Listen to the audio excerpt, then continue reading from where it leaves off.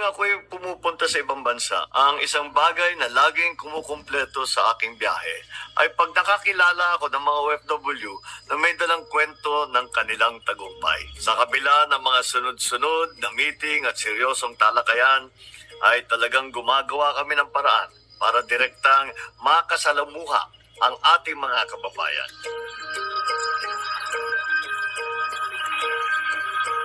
Minsan, ang mga staff pa namin ang nagkukwento kaya't hindi namin pinapalampas at pinapupunta namin. At kapag narinig nyo naman ang mga kwento nila, talaga namang nakaka-proud ang mga nararating ng ating mga kapwa Pinoy sa iba't ibang panig ng mundo. Ito ang ilan sa mga hindi ko malilimutang kwentong OFW sa aking pagbabiyahe.